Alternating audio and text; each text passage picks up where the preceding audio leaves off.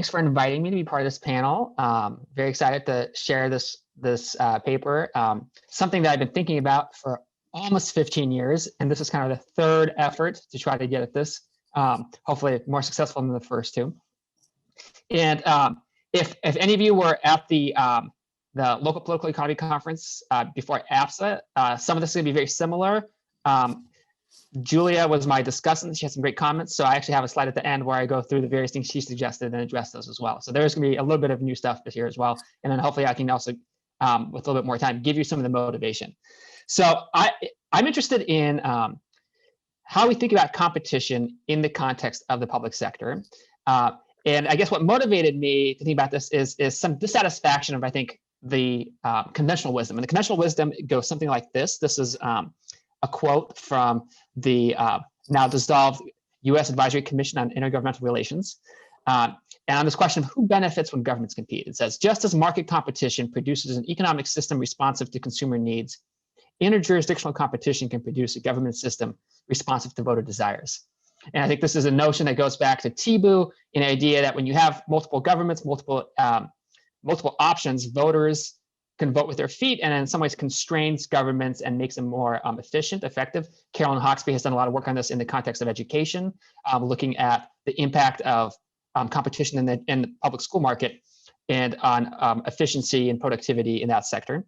So this is, I think, how the conventional view. And I think this conventional view is unsatisfying for reasons that I think we saw last spring when we had a variety of jurisdictions competing with each other to try to get PPE for their workers. And this is really what brought me back to thinking about this question. It was this quote from Governor Andrew Cuomo, and he said, you have 50 states competing to buy the same item.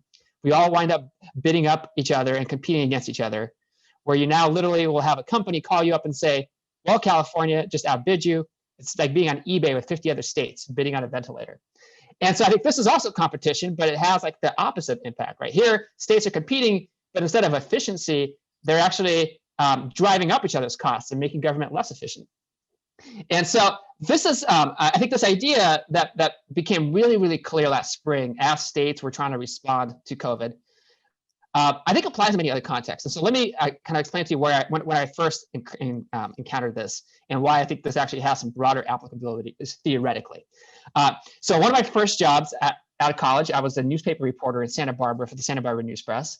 And one of the first articles I read was the police negotiation with the city. And so Santa Barbara is in Santa Barbara County. Right next door is Ventura County. And at this time, Ventura had just raised its salaries to police officers. And so a police officer in Ventura was being paid about $500 more per year than Santa Barbara. And the police union came to the city and said, listen, housing prices in Santa Barbara are so expensive. All the police officers live in Ventura anyway. So why would they commute an hour each way to make less? They're just going to get jobs in Ventura unless you pay them more.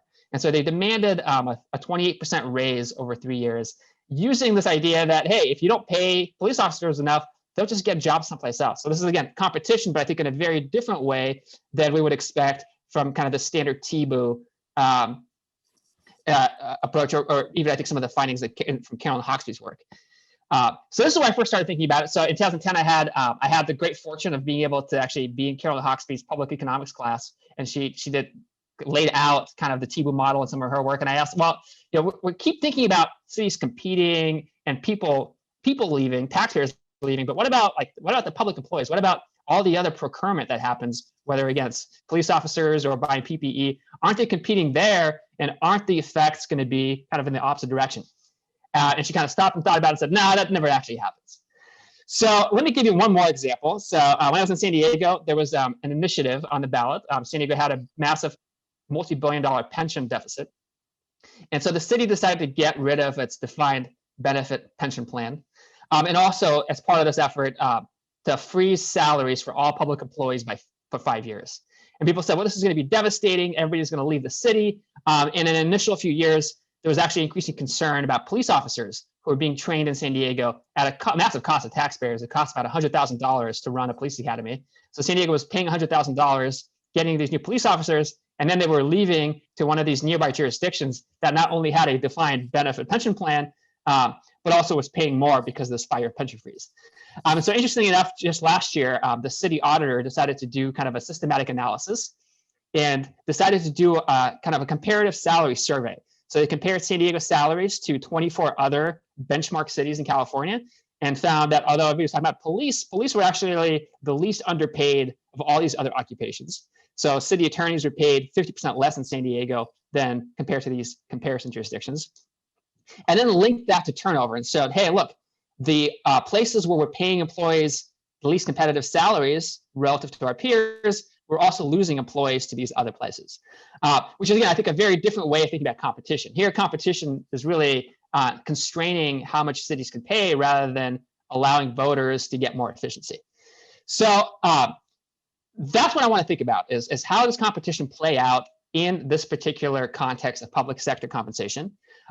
And so when I first started thinking about this 15 years ago, this was not, I think, an area where there was a lot of research. But really, in the last 5 years, we've gotten a lot more interest in the private sector. In 2016, President Obama's Council of Economic Advisors actually had a report on stagnation in salaries. And one of the things they blamed was monopsony power, the idea that the market is getting more and more concentrated, and as a result, employers are getting more and more bargaining power and driving down wages for their employees. So monopoly is the idea that there's one seller and they can charge whatever they want. Monopsony is the idea that there's one buyer, and they can therefore drive the price down, because if you don't sell to them, you don't have anywhere else to go. So there's a growing, I think, a growing literature in the private sector that competition in the labor market affects wages. When markets are more concentrated, workers make less because they don't have exit options.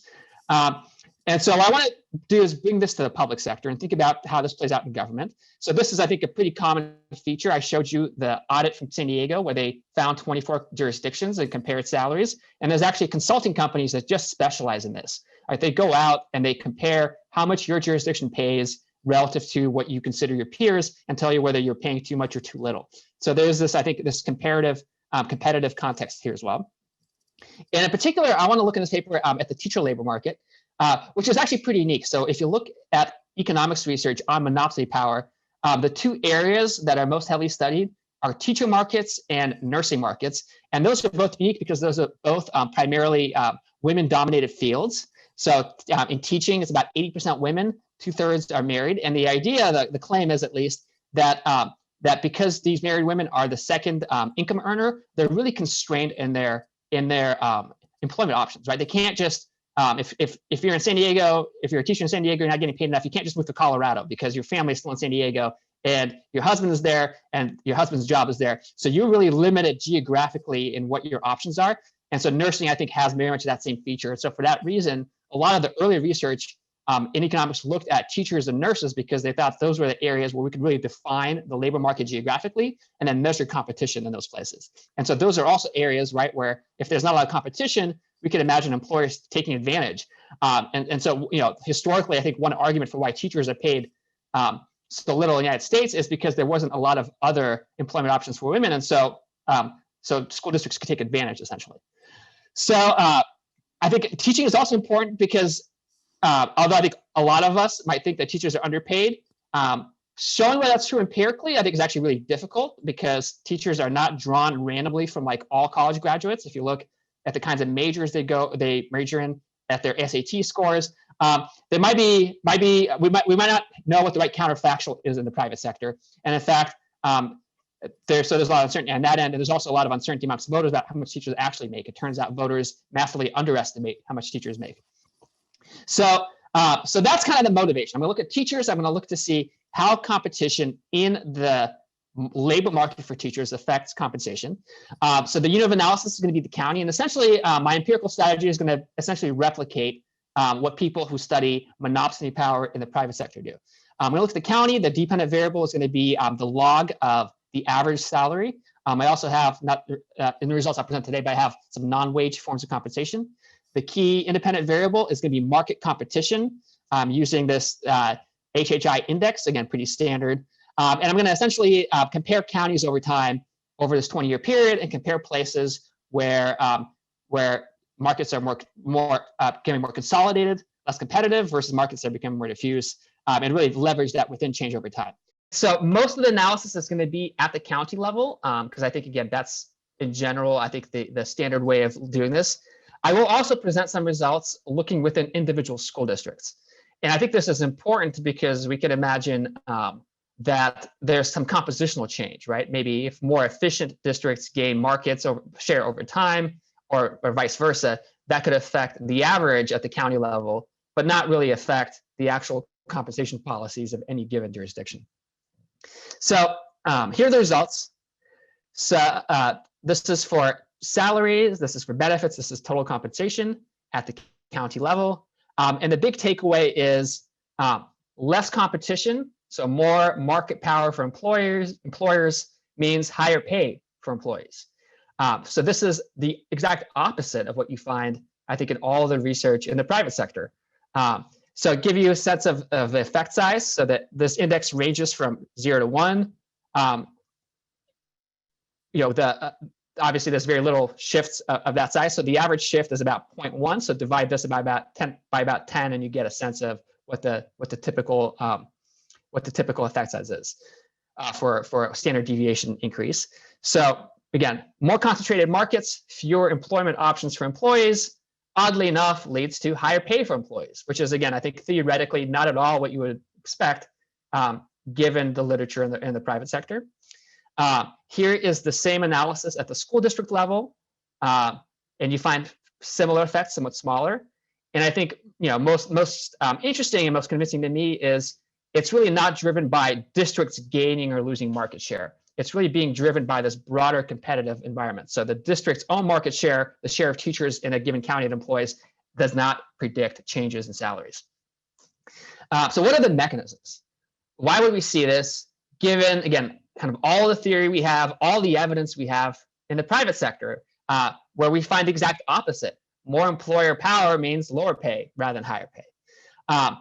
So I think one potential explanation is that there's always kind of pressures for agency loss, right? You have these powerful interest groups called public employees who always want more, more. And so when you have less competition, maybe that gives them an upper hand to negotiate and get more. So I try to get at this a little bit, and I'm going to say, I think admit that this is pretty suggestive. So I look at places where we would expect teachers to be more powerful, and see, are the effects larger? Again, it's not a clean test, but I don't really find the evidence for that to be the case. So it doesn't seem to me like this is an interest group story. And my interpretation is that this is really kind of a yardstick competition story, that when there's a lot of competitors, there's a lot of comparisons that you can do nearby. I think there's some natural tendencies to constrain, self-constrain. So yardstick competition, I think, is generally the idea that voters, because there's not perfect information, you don't really know how much teachers should get paid. When there's nearby jurisdictions, you can compare what your school district is paying, what your state is charging, and compare them to neighbors. I have a little bit of a different story in mind. I don't think this is really voters. I don't think voters pay attention. I do think that it's really elites. So school board members, when there are comparable jurisdictions nearby, my intuition is that they feel somewhat constrained. And I'll give you an example.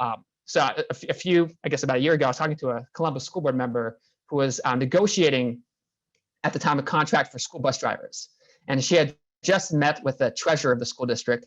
And the treasurer said, listen, I did a market comparison study, and we pay our bus drivers more than all the other school districts.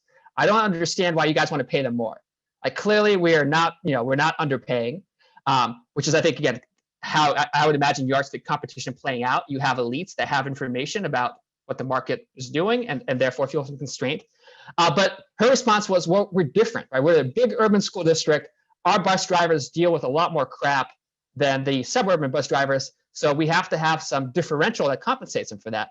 And I think, again, that's, I think, the flip side here, which is when you have this market that is not competitive, when you have jurisdictions that are very different, I think you have more room to make those kind of arguments, and they sound plausible, that we don't have to be constrained by what these smaller districts around us are paying. We're somehow different, and that would justify it. So some evidence that I think this is going on is the effects are really nonlinear. So when you go from very high competition to somewhat less competition, you really see no change. And it's really only high levels, when you have high competition, you have less competition, no change. But it's really in the counties where the markets are really not competitive. When you have one big school district that dominates most of the teacher hiring, that you see these big gains. So really quickly, some robustness checks. So again, the district market share itself has precisely estimated zero effect, which I think rules out some possible alternative explanations. I have some specifications that put in some leads and lags, and it really does not suggest that there's pre-existing trends driving this. I also replicate this using measures of competition at the commute zone level, which is a group of counties. And although there's still a positive effect, much smaller than at the county level. So I do think counties are really the way to think about these markets. I have some placebo tests. I look at student enrollment, which we would not expect to be responsive to the market for teacher employment. And there's pretty precisely estimated zero effects there. There's no impact on overall spending. So when teachers get paid more, that money comes from someplace else. It doesn't come from higher spending. And it comes primarily from lower staffing levels that offsets some of the individual salary gains. So the big takeaways, I think we have evidence that really the structure of the market in the private sector, public sector really matters, but it has the opposite effect of the private sector. In the private sector, competition is good or bad, I guess, depending on whether you want employees to make more or less, but it somehow plays out differently in the public sector. And I would argue, I think it's because there's much weaker market pressures and probably much weaker incentives for efficiency. And what we have in the public sector that you don't have in the private sector is the interest group influence that is, that is involved in the decision-making process. And so I think when you interact that interest group influence with competition, you get very, very odd and different results than we'd expect. I think it does highlight the importance of yardstick competition in the public sector and constraining decisions. And again, I really think this is an elite level story, not so much voters making comparisons themselves. And I think this has implications in other contexts, other policies, where people make claims that, if we had centralized buying, if only we had one entity buying PPE masks, if only we had one entity negotiating with doctors for healthcare, we would get much better, much higher efficiency because they could drive down those rates. And it's not obvious to me that, I think theoretically that would be true, but it's not obvious to me that the incentives would be there to actually make those efficiency gains rather than use that market power to reward cronies and reward, again, interest groups in a way that I think doesn't play out in the private sector. So thank you. Okay, thanks. And that was Vlad Kogan from Ohio State. What I think we'll do is we'll do both papers and then turn it over to the discussant. So we're going to move over to Rebecca Goldstein from UC Berkeley. Thank you so much, Jeff, and thanks everyone for being here today. I'm Becca Goldstein. I'm at UC Berkeley in the Law School Jurisprudence and Social Policy program. I'm really excited to share this project with you all, and the title is Senior Citizens as a Pro-Police Interest Group. So the motivation for this paper comes from the idea that we know some groups have more influence than others in policymaking. We've known that for a long time. And recently, most of this research has been largely about national level policy. So not to discount dolls who governs, but most of this recent research has been about federal policy and the influence of wealthy individuals, wealthy corporations, that sort of thing. But I'm interested in who exercises influence over local policy areas.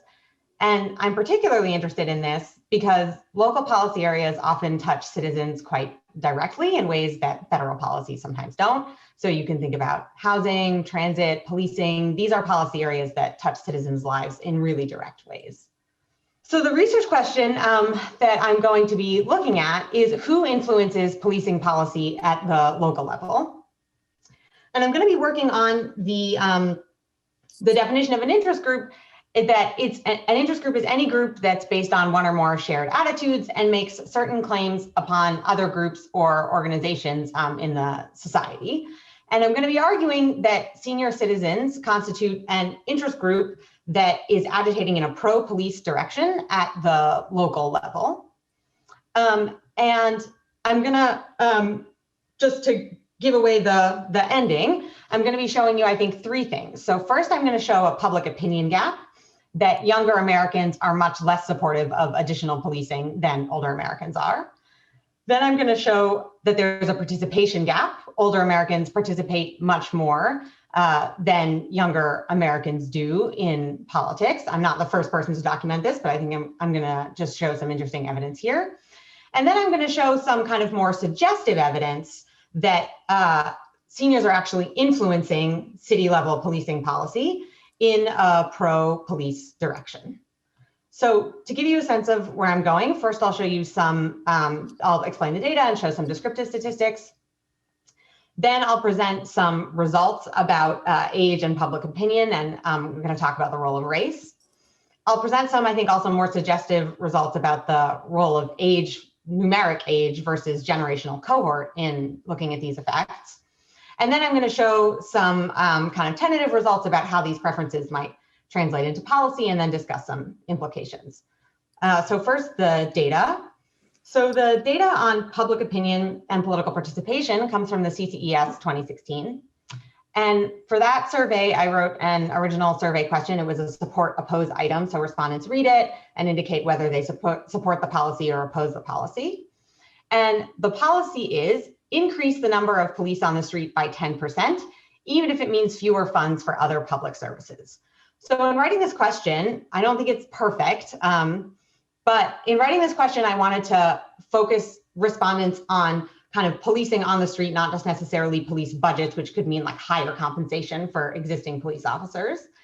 And I wanted them to kind of weigh that against other public services and what those might be paying for. This was way before defund the police, but I wanted respondents to kind of think about what would they trade off more police against other public services. And so here you're going to see the results kind of broken down in this kind of basic way by 16 age race groups. So I've got 4 racial groups and 4 age categories. And what you see here is that people under 30 are pretty unsupportive of this policy. The average is around 38%, increased number of police on the street by 10%, even if it means fewer funds for other public services. People 30 to 44 look more supportive, average around 51%. People 45 to 64 now are majority supportive across all these groups. The average is 62%. And people over 65 are overwhelmingly supportive of this idea. The average is 73%. And what I thought was really interesting about this is that the 30 percentage point gap between those under 30 and those over 65 is consistent across all 4 of these race groups, which kind of confounds some of the conventional wisdom about the relationship between race and opinion of policing.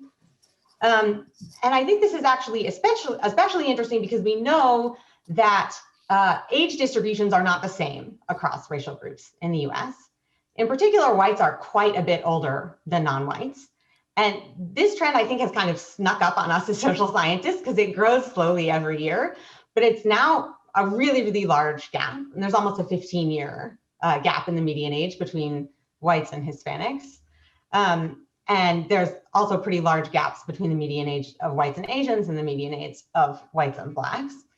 And so what this means is that if you just adjust for differences in age distributions, nothing else, only adjust for differences in age distributions between different race groups, these race gaps in opinion actually start to look smaller. So in this graph, white opinion is represented by the dashed line. And then these are the raw, unadjusted opinions among Asians, Blacks, and Hispanics. And all I'm going to do is just reweight the age distributions of these 3 groups to be the same as the age distribution among whites. And what happens when I do this is that Asians and Hispanics actually start to look slightly more supportive of additional policing than whites. And the gap between whites and Blacks shrinks by about 1/3. So these are all descriptive facts, and I think they're really interesting. So moving on to the inferential results, here you're going to see a coefficient plot of a regression that predicts support for additional policing based on all these demographic factors. And what you see is that the largest coefficients by far are on membership in one of these age categories. So the reference category here is under 30, so people 18 to 29. And in particular, people who are 30 to 44 are around 12% more supportive of additional policing than people under 30.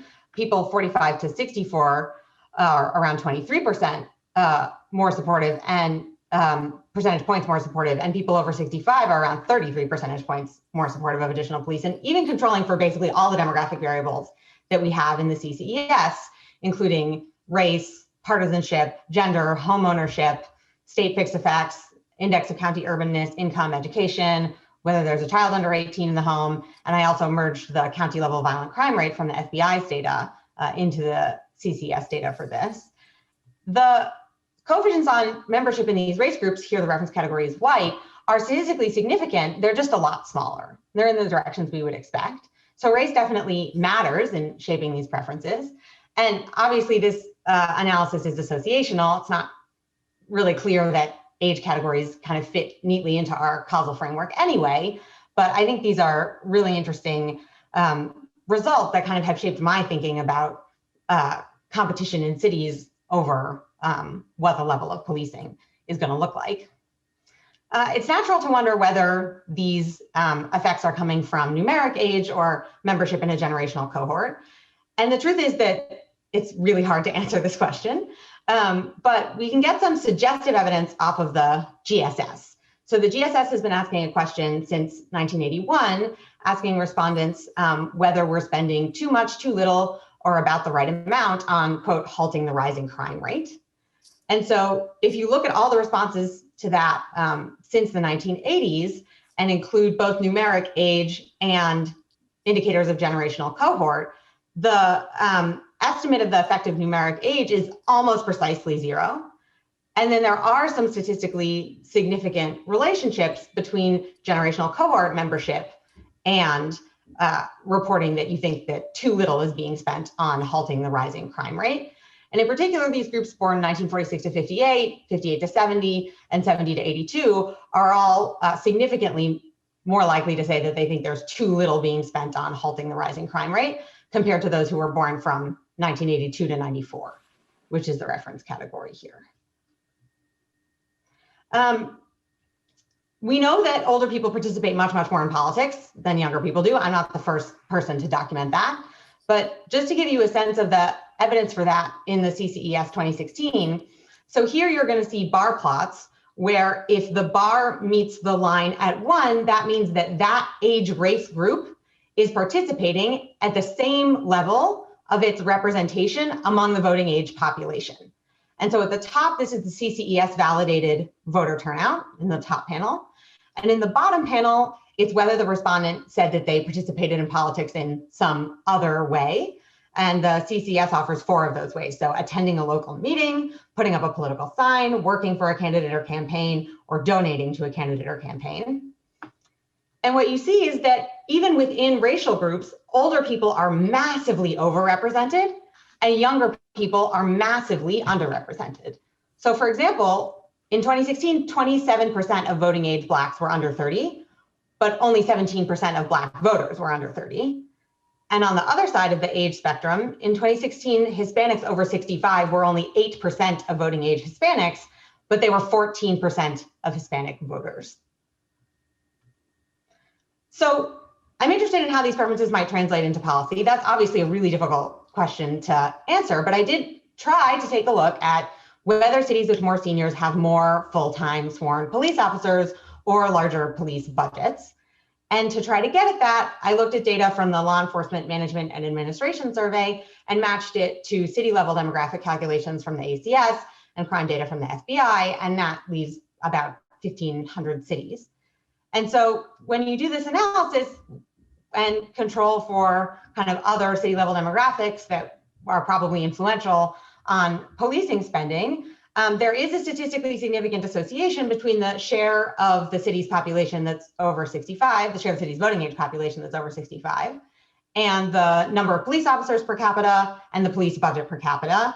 And in particular, what this means is that a 10% increase in the share of voting age residents over 65 is associated with about a 1.3% increase in the number of officers per capita and slightly less than 1% increase in the police budget per capita. These effects aren't enormous, and I wouldn't expect them to be, but I think this provides some at least suggestive evidence that seniors are actually being influential in this kind of pro-police direction. So just to summarize what I've talked about, so I think I've shown that age is the most important demographic predictor of policing policy preferences, at least as measured in the way that I asked this survey question. And that's actually so true that race differences in police policy preference get much smaller after you adjust for different age distributions across different race groups in the US. I've shown some kind of suggestive evidence that these age differences are likely due to birth cohort membership rather than numeric age. And then I showed you some evidence that older Americans might be disproportionately influential in making city-level police policy, probably because of the very high rate at which they participate in politics, both by voting and through kind of non-voting costly political behavior. And a larger share of citizens is in fact positively associated with larger and better funded police forces. I think there are a few interesting implications here. One is that I think this is evidence of turnout bias at the local level. So lots of people kind of in the public and in the popular media are concerned that people who turn out to vote more are able to shape policy in the direction that they prefer. There's actually a surprisingly small amount of empirical evidence that this is the case, but I think I've presented some evidence of that here. I think this also speaks to the problem of minority underrepresentation. So minorities are underrepresented among elected officials at all levels of government. And I think we can partially explain that by the fact that young people are also very underrepresented, and young people are disproportionately racial minorities. And finally, for a long time, I've been interested in the kind of policy puzzle of why since the early 1990s, crime rates have been falling and police departments have been growing. Most criminologists don't think that larger police departments cause this crime decline, but the share of seniors in US cities has been growing since the early 1990s. And I think that this evidence kind of may explain part of that policy puzzle. Thank you so much. So we now turn it over to Jessica Turnstein, who will be the discussant for both papers. So thanks so much, Jeff, for inviting us all here and having given me the opportunity to comment on these really interesting papers. I am going to give one overview here, which is, so PowerPoint offered me these cute little pictures for my slide when I created this slide. So that just so you know that PowerPoint will help you make your presentations have cute little graphics if you want. So my overall theme here is that for both papers, questions and gaps in the literature, sort of both papers start with this discussion of either a question that they have or a gap in the literature are generally less compelling than puzzles are. Sorry, is there a chat being opened for me? Sorry, I can't see. Okay, I think for both projects, for both papers, a stronger theoretical approach in the outset of the paper would provide both authors with a clearer argument. So I am going to make some comments or make some suggestions along those lines for strengthening these papers. So I'll start with Vlad's paper. Vlad, you begin with a claim that research is silent on how jurisdictional fragmentation affects government employment. But research on governmental fragmentation is also silent on lots of other things, alien sightings and other things we might come up with. That's not just sort of saying that there is no work on this, to me, doesn't suggest that we have, that there's a good reason to write this paper. So instead, I'm going to suggest sort of two possible framing options building off of, I think, what you've already done here.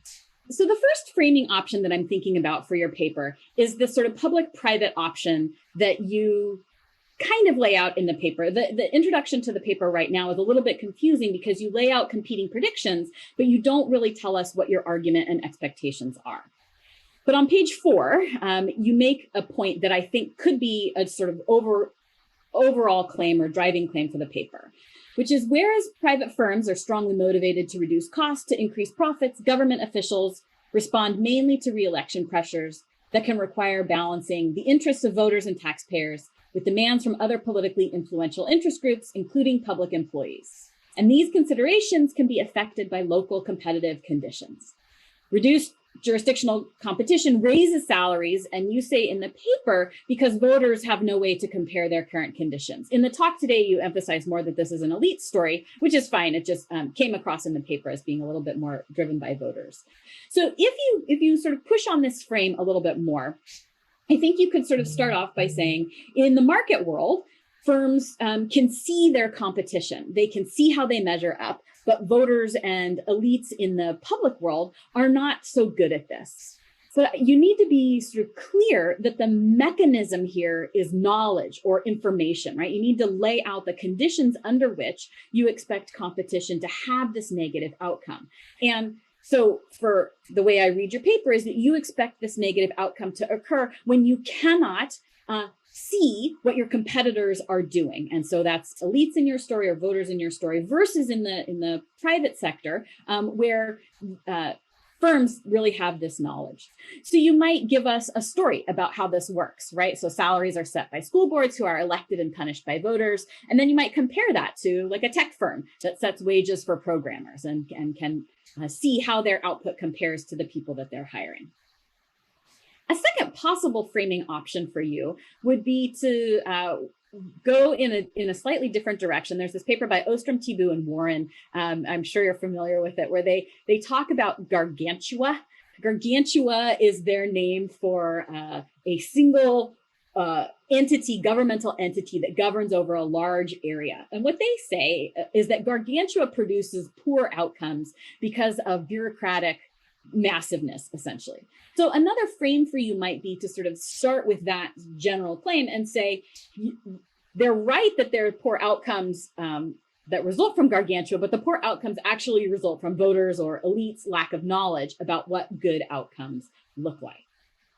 So I think either one of these frames would sort of help tighten the front end of the paper. But I think for either option, you really need to, earlier on in the paper, address where the unions are. Most of the research on sort of these kinds of questions in political science have really focused on unions, and I think you need to draw that out a little bit more. And your data suggests that unions aren't the driving story here, but I think you need to have a theoretical place for unions to play a role.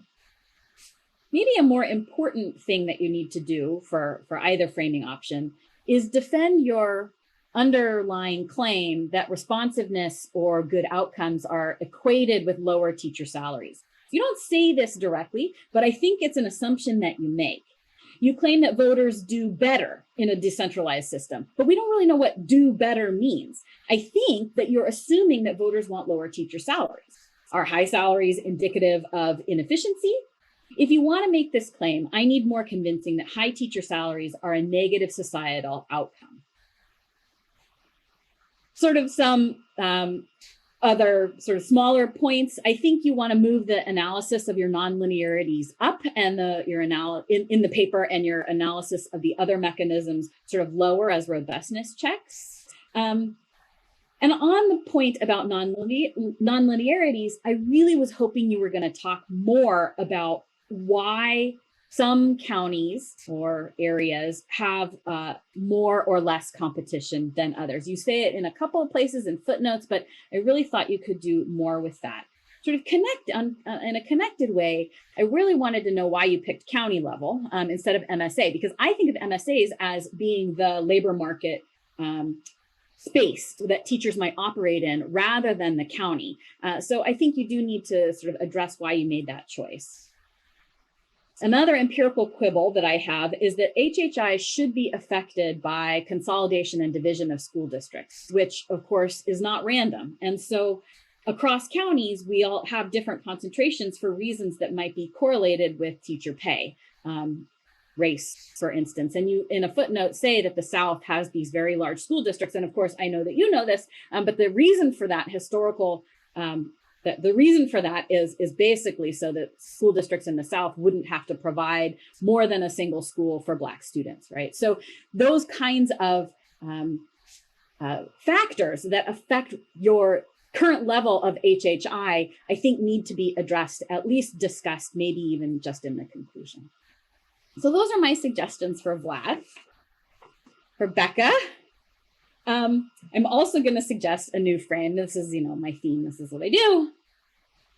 So you start with this question: which groups and individuals influence policy through their activities? That's both kind of too broad and not specific enough to really get the attention of your readers.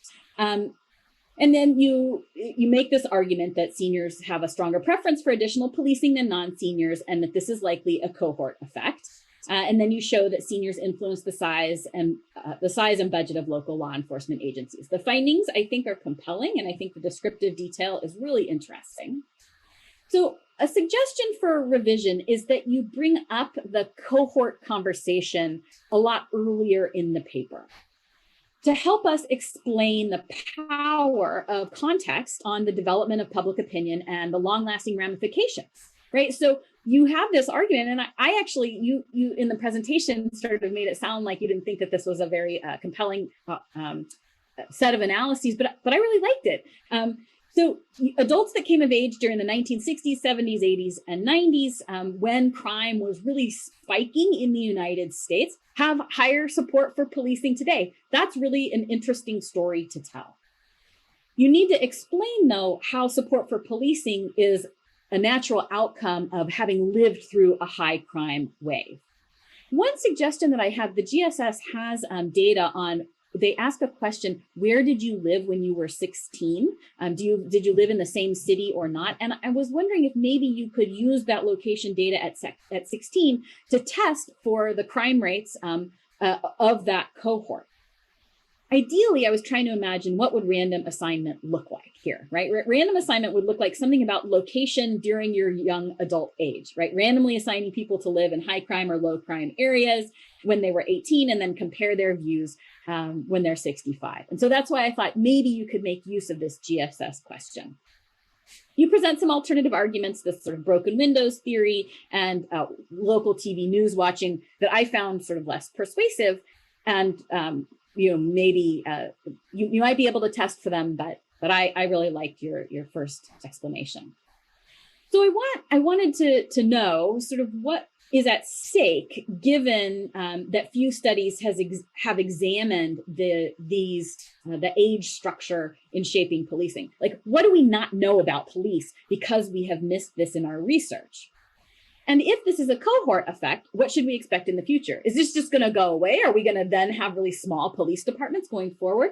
I don't think so. I mean, that's probably a bureaucracy story. But I think, we should try to think about sort of how this cohort effects will persist and how it will affect us going forward. So I really liked your analysis that you presented on the gap in the racial gap versus the age gap, and you presented even more sort of descriptive data in the presentation today, which I thought could be really great to go in the paper. These are really minor sort of empirical questions, but the GSS embeds experiments in their spending questions, and so I was wondering how you're treating these. Maybe a footnote would be helpful. When you have in the GSS model, when you have birth cohort and age both in the same model, you interpret this to say, because age is not significant, that cohort is significant. You interpret this to say that age is not explaining the preferences. But really what that model is doing is asking whether age is explaining variation within cohorts, right? And I'm not sure that's a super compelling thing to say. I just, maybe in that analysis, you don't want to pit age against cohorts, just show the cohort effect, which I think is powerful.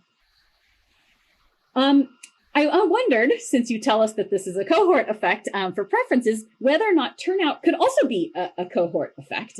You could maybe use the GSS to look at that.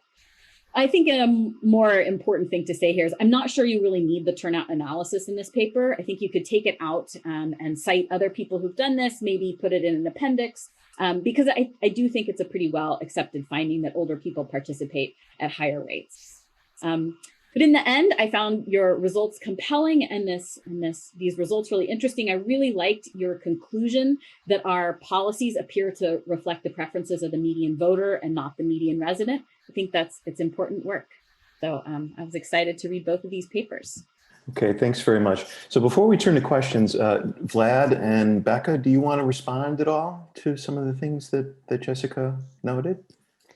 Yeah, I mean, I'd love to. Jessica, thank you. Those are really fantastic and fantastically helpful comments. And I just want to respond to the last two because I actually have some evidence on those, and it just kind of get your reaction and reaction of the audience.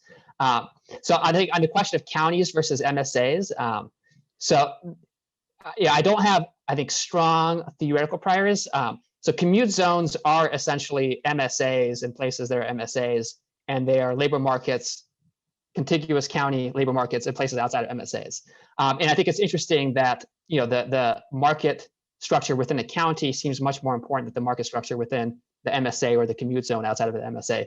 And I guess my interpretation is that although that is the labor market, people have strong like preferences not to commute far. And so what matters is like the options near my house much more than the options in counties over that are still in my labor market. But that's really, I think, you know, kind of my interpretation of the empirical results, and I guess I'm curious to see if that makes sense to you. So I think the question about consolidation versus division is really important, and I think Julie actually had the same question last time. And so I looked at it, and I think I should have done a much better job, I think, incorporating it into this draft than I did, because I just kind of added it at the end and in footnotes. But I think what really caught my attention was it turns out that very little of the variation in this index of competition is driven by changes in number of school districts. So consolidation and secession explains about 5% of the variation in these labor market competition measures. And I think it's interesting that when you use just the number of school districts in a county or an MSA, that does not affect salaries. So it's not, this is not a story of like changes in the number of jurisdictions that is in turn affecting, you know, the competitiveness of the market and the competition, but it's really about the market itself, which I think in some ways I find really compelling as like as evidence of this is, you know, a story about you know of the mechanism. But then I think still leaves the question of why is there this change over time within markets that I don't have a good answer for, aside from some districts get bigger and some districts get smaller. I do think adding some more discussion of that would be really helpful. Great, thank you. Thank you so much, Jessica. These are really, really helpful comments. Just to speak to one of the things, first of all, I really like the idea of pulling up the cohort analysis and kind of cutting a lot of the turnout analysis. You asked kind of what have we missed about policing because we've ignored these kind of age effects or what now look like cohort effects. And I think that's a really interesting question. And I think we've missed a lot. And one of the things I think we missed is the way in which youth are just massively overrepresented in the criminal justice system. So I mean, as overrepresented as African Americans are, and they are overrepresented, people aged 16 to 24 are enormously more overrepresented than African Americans are. And I think that's just kind of not part of the discussion. And yes, kind of Blacks lack political power in the US relative to their share of the population, especially in a lot of large cities where they make up a larger share than the national average of the population. But youth are underrepresented at a way higher rate than African Americans are. And especially, you know, people 16 to 18 get arrested all the time and they can't even vote at all. So I think we missed that. And I think another thing we've missed is the implications that this has for kind of so-called community policing. So when kind of police departments spend a lot of time and resources trying to kind of get to know the community and hold community meetings, a lot of the people who are participating in that are a lot older, just like people who participate in lots of other political activities are older than the median voter. And so those community policing initiatives, I think we have to think really carefully about who actually is participating and are the people who are most effective by aggressive policing policy actually ever participating in any of these kind of community engagement initiatives. So thank you. Becca, there's a question from the audience on this topic, relatively speaking. Let me just read it. What is the variation of normalized size of police force across cities? I'm wondering if there is a large difference between cities. So normalized size of police force, I think meaning like police per person. I think that's probably what the meaning is. Yeah, so there is. So I think like a decent rule of thumb in a mid-sized city is that there's like one police officer per 1,000 people, but there's there's a lot of variation in that, up to like some mid-sized cities have 2 police officers per 1,000 people. And then what I think is interesting about this analysis of police officers per capita is that it's actually increasing in police force size. It's increasing in city size. So larger cities have more police per person than smaller cities. So in New York City, there's like almost 4 police officers per 1,000 people. And in smaller cities with like 500,000 people in them, rather than like 10 million people in them, you could expect like 1 police officer. So there is a good amount of variation. Julia, do you have a question there? Yes, thank you to both of you. What a great first set of panels, and thanks, Jessica, for those great comments.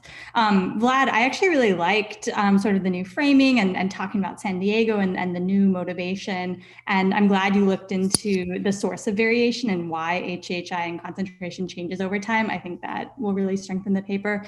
I was wondering, do we know what happens to things like graduation rates or test scores in these districts as the market concentration changes? Because I think we would reach different conclusions about, you know, whether normatively we like higher teacher salaries or not based on performance. So that was my question for Vlad. And then for Becca, I thought this was so interesting. I think senior citizens are just so understudied and are so powerful and participate so much. And I learned a tremendous amount from this paper.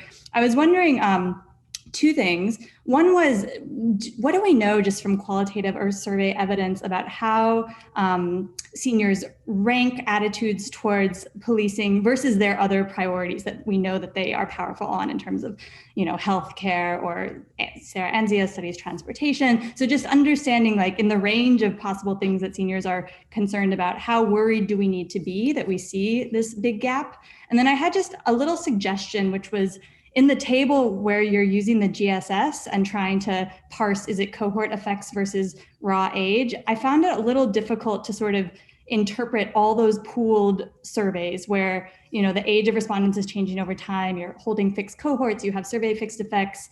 And I thought, you know, a very simple way to try to get at this is just show by cohort for each GSS average support.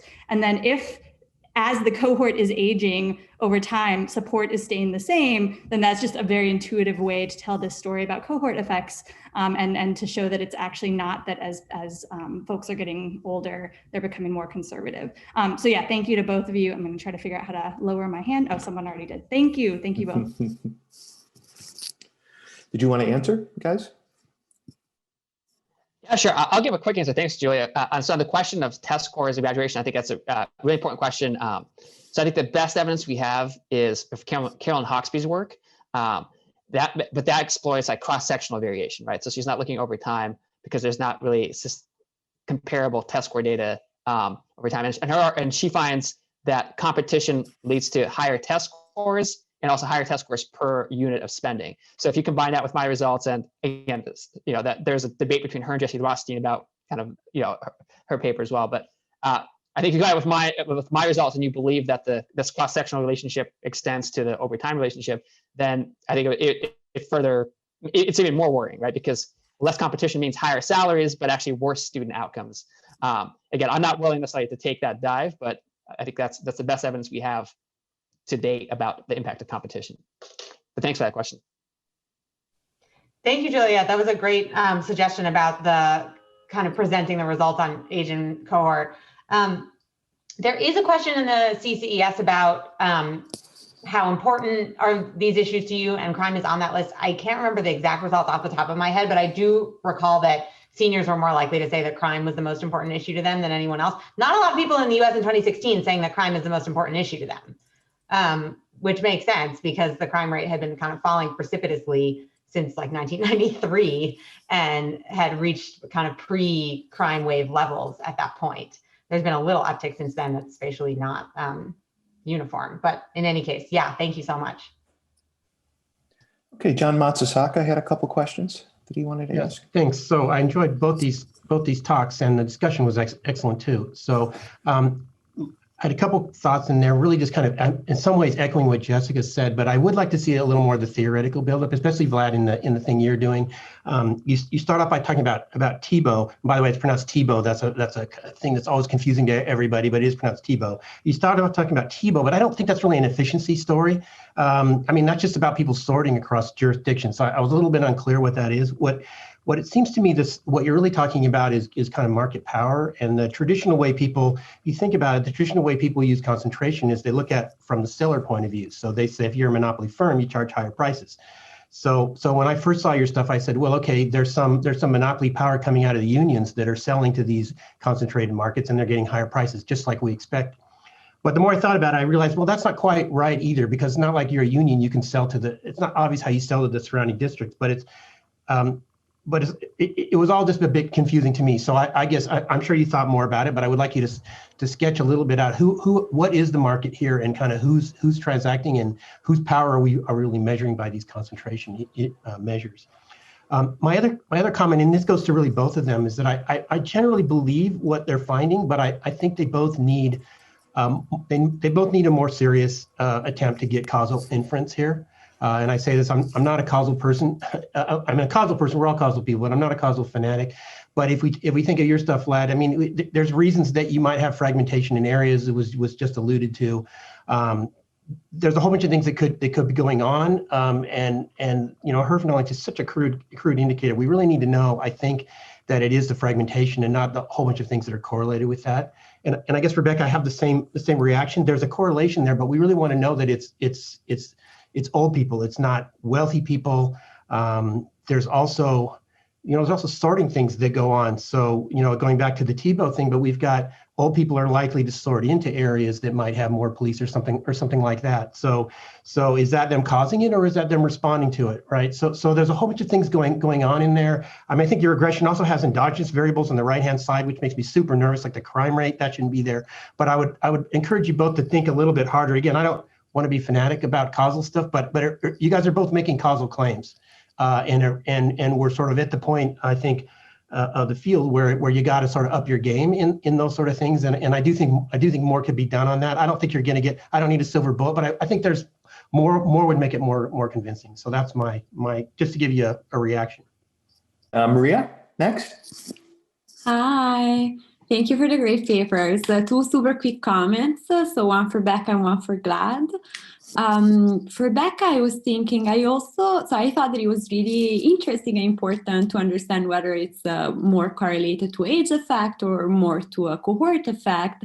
And I had a similar idea to Jessica's idea of exploring because you say, oh, you know, maybe it's a cohort effect, that it could be because these cohorts have been more, they've seen more crime, the highest wave of crime rate, explanation one, or maybe it has to do with the spread of broken windows policy, explanation two, then you have a third one.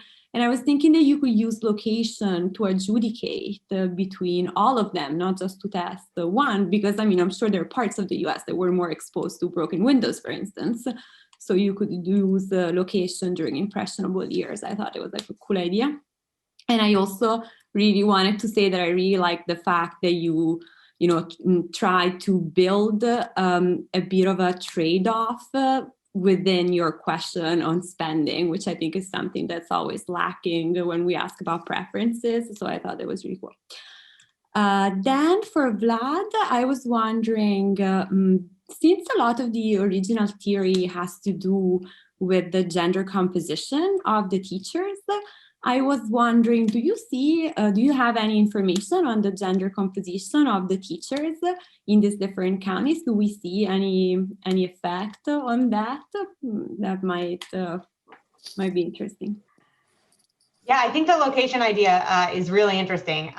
In a couple of years ago, I spent about a month trying to figure out whether the spread of air conditioning could be used as an instrumental variable for the share of seniors. But unfortunately, the leading, as far as I know, historical environmental economist is at Michigan State, and he studies, among other things, the spread of air conditioning.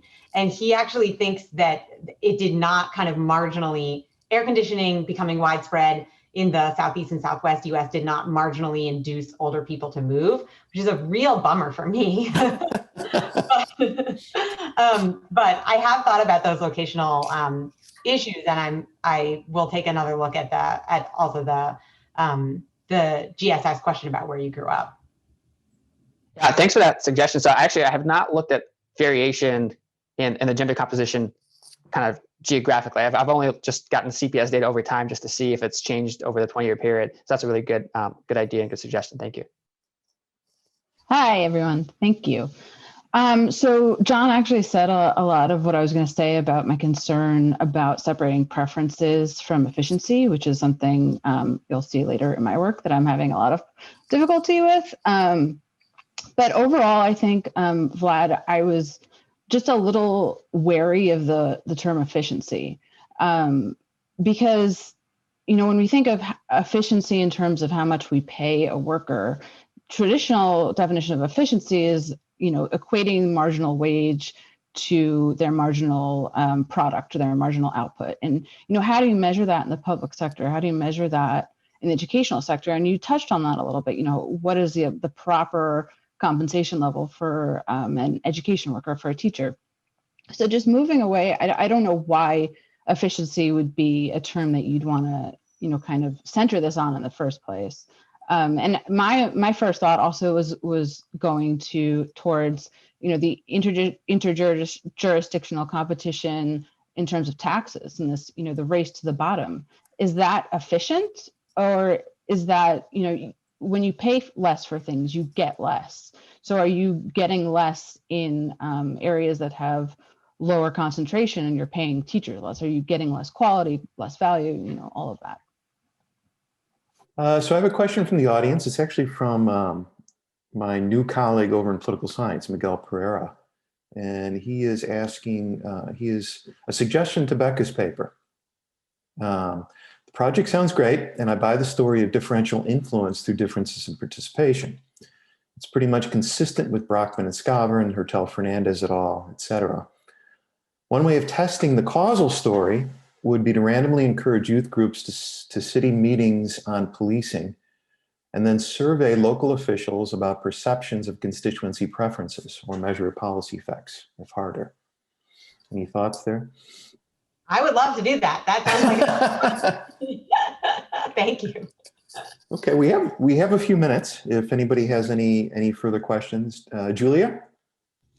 This is just a minor thing, but Becca, I was wondering, are the differential life expectancies between different races at all a concern where, if white people are expected to live longer, then not only, we're seeing them disproportionately overrepresented among old people, but we're not getting the full set of responses for, maybe especially African-American males come to mind as, being unfairly dying early. Yeah.